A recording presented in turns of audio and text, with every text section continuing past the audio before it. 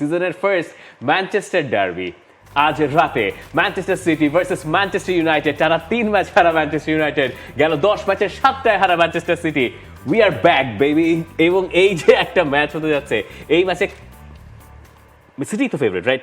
এই ম্যাচে কিভাবে সিটিকে ফেভারিট ধরে? কেন না? মানে এই রুবেন আমরিম না আপনার 4-1 গোলে হারে আসলো চ্যাম্পিয়ন্স লিগে। ঠিক আছে, সেটা স্পোর্টিং এর হয়ে, স্পোর্টিং সিপির হয়ে চ্যাম্পিয়ন্স লিগে ম্যানচেস্টার সিটিকে হারিয়েছে, সেটা এক গল্প। আর এই ভদ্রলোক যখন ম্যানচেস্টারে এসছেন, এই টিমটা তার না, এবং এই কোচের আন্ডারে ম্যানচেস্টার খুব তাড়াতাড়ি ফ্লারিশ করবে, এই স্বপ্ন পার ইউনাইটেড ভক্ত যিনি রাতের বেলায় খুব ভালো স্বপ্ন দেখেন, তিনি হয়তো দেখেন।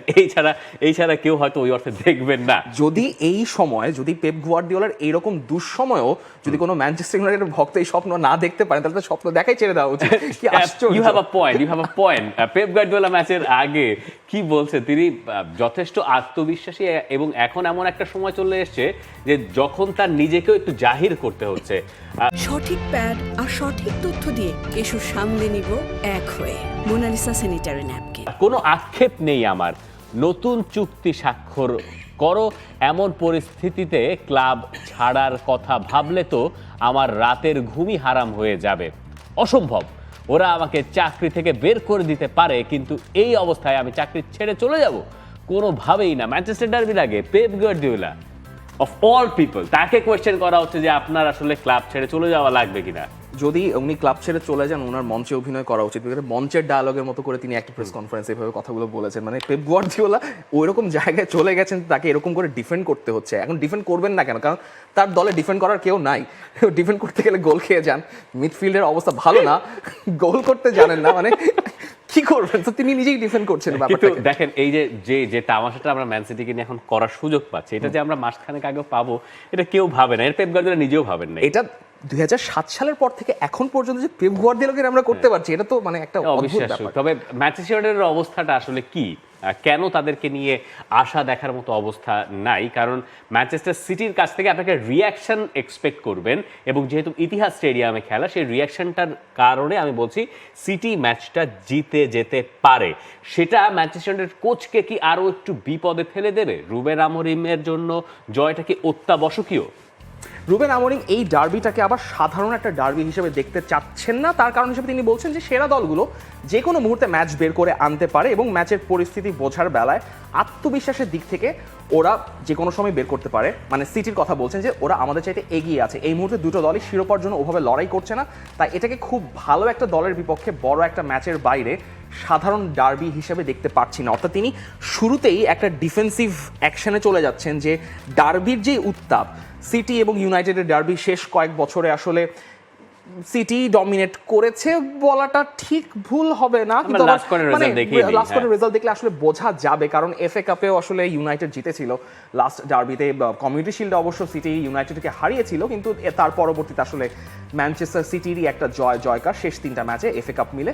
ম্যানচেস্টার সিটি 3-1 গোলে জিতেছিল, এরপর 3-0 গোলের জয় আছে, আর লাস্ট মানে এর 5 নম্বর ডার্বির মধ্যে এফএ কাপে একটা 2-1 গোলের জয় আছে। অর্থাৎ হিসাব করলে সিটি ওভারঅল এগিয়ে আছে। তবে আমরিম যেটা কাজ করেছেন, তিনি বারবারই বলছেন এই কথা বলে যে টিমটা তার নিজের না, তাকে গুছিয়ে উঠতে, তার যে সিস্টেম রয়েছে সেই সিস্টেমটা ইমপ্লিমেন্ট করার জন্য তাকে সময় দিতে হবে।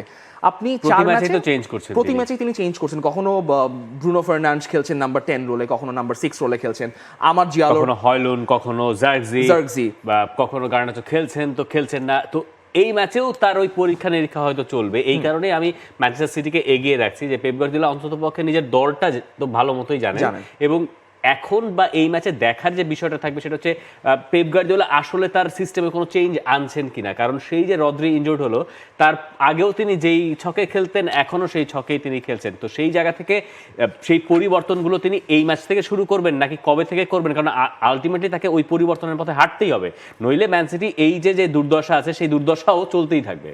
সিটির পরিবর্তনটা আসলে কী রূপে আসবে এমন একটা জায়গায় দাঁড়িয়েছে আপনি জানেন না, কারণ তাদের ডিসপোজালে তেমন কোনো আর অস্ত্র নেই, কারণ ফোডেন নাই, আপনার এদিকে হল্যান্ড গোল পাচ্ছেন না, মানে এরপর আপনি আসলে কী করবেন? সো এটা বেসিক্যালি পেপ গুয়ার্দিওলার উপরে ছেড়ে দেওয়াটা ভালো। তবে রুবেন আমরিমের কাছে আমার মনে হচ্ছে তার এটাই সুযোগ যে তিনি যে ইউনাইটেডে প্রপারলি একটা কারণে এসছেন সেটা প্রমাণ করা, এবং ইউনাইটেড জিতবে আমার ধারণা আজকে।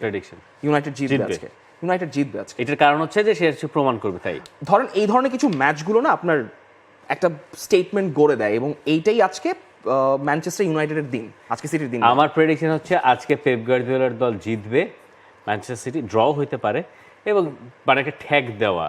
আমার কাছে মনে হয় এই ম্যাচটা যদি গার্দিওলা হারেন, তিনি যতখানি চাপে পড়বেন, রুবেন আমরিম হেরে গেলে অতখানি চাপে পড়বেন না, এবং এই কারণেই গার্দিওলার দলের কাছ থেকে আমি রিয়াকশনটা এক্সপেক্ট করছি। আপনি আপনার প্রেডিকশন জানিয়ে দিতে পারেন। আজকের ম্যানচেস্টার ডার্বির প্রেডিকশন আপনার কি, জানতে চাই, কমেন্ট সেকশন খোলা আছে। For more updates, subscribe to our YouTube channel and click on the bell icon. Follow us on Facebook and Instagram. Download T-Sports app to enjoy exciting games and highlights. Visit tsports.com.